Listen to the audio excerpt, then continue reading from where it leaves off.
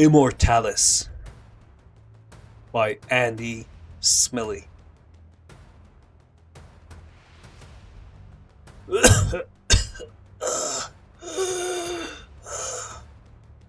I am dying, but this is not my first death. I have died twice before. Blood everywhere. It coated my armor like a second skin and hid the serrate symbol of my chapter. It clogged the blunted teeth of my chainsword, silencing its adamantium roar. My brother's weapons had fallen silent too, their wrath extinguished on the bodies of the enemy. The greenskins lay waist high, a torn wall of corpses heaped around gore-filled craters. They had met us head-on, braying like maddened hounds as their crude weapons barked in their hands. But they knew nothing of true fury, nothing of the bloodlust that drives all sons of Sanguinius to war. My own blood still thrummed in my veins, burning like the smoldering husks of the orc war engines that studded the plain. A cloud of battle rage hung over me, boiling my brain. Untempered anger wrenched a growl from my lips, demanding I kill again. I obeyed without pause, slaying the nearest human in a heartbeat. The sudden plates of his carapace crumbled under a hammer blow of my sword. His body broke and tumbled. The pulse in my head quickened like a gleeful child as I slew another guardsman. I killed another, then another and another. Humans die all too easily. I thirsted for righteous murder. Discarding my weapons, I began to bludgeon the fleeing weaklings with my gauntleted fists, ignoring the beads of desperate lasfire that stung my armor. I wrapped my fingers around a head and squeezed viscera and brain matter. Viscera and brain matter smeared my helm as it burst. The tang of blood and excrement was like ambrosia. I bathed in the smell, relishing death's visceral facet. Something hard thundered into my helm. I felt my jaw snap. My vision swam. I stumbled, falling as I was struck again.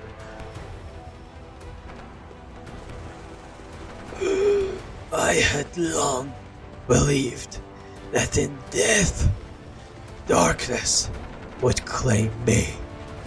Instead, I awoke to find that I was the darkness.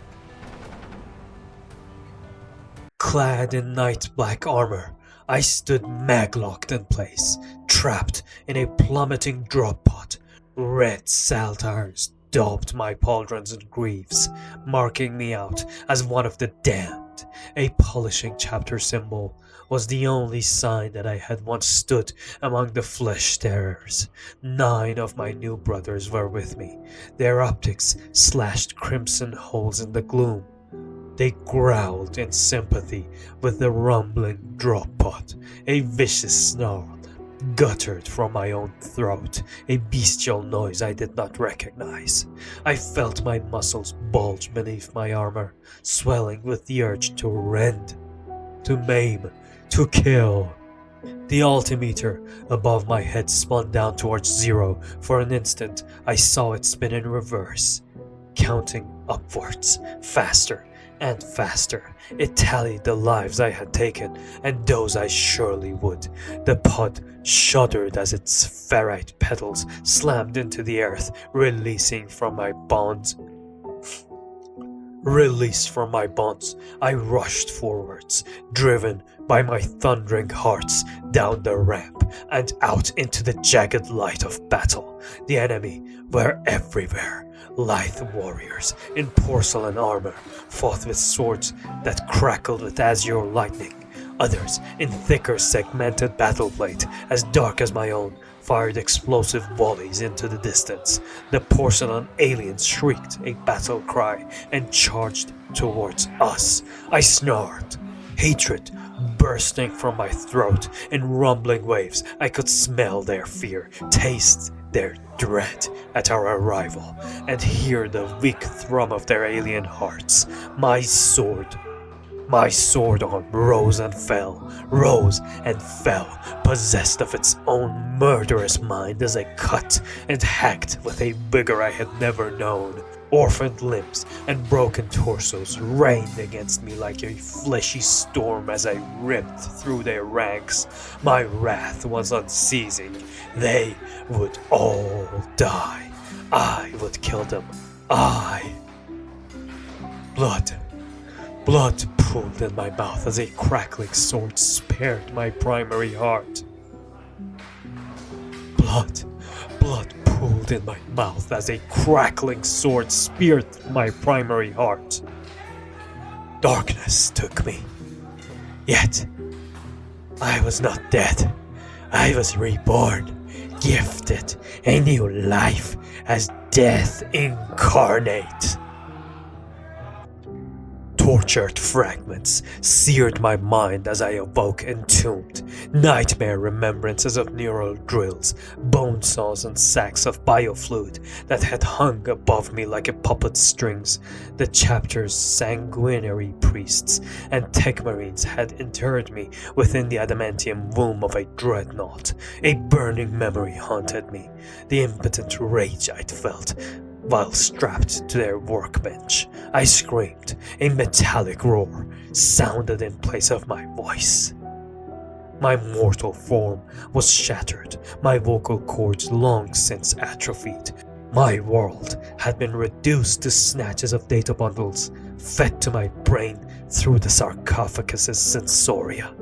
My actions were left to the interpretation of consecrated machine levers and vox amplifiers. I screamed again, smiling as I listened to the distorted roar. I was steel and I was wrath and nothing more. 1,000 klaxons wailed. Their incessant screeching roused my ire, drawing me from my slumber to a vaulted corridor. The broken bodies of flesh terrors and the savaged remains of human auxiliaries coated the floor in a sickly flesh paste. Weapons fire thundered from every possible direction.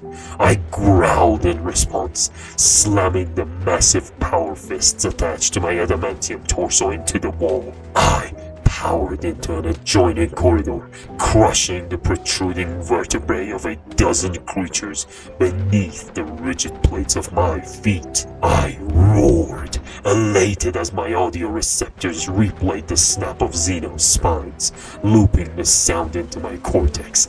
A fresh horde of creatures leapt towards me.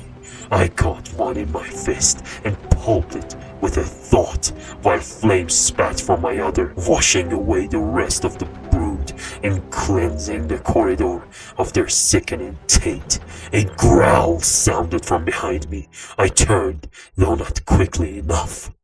A monstrous creature, its mouth dripping acid fire, barreled into me.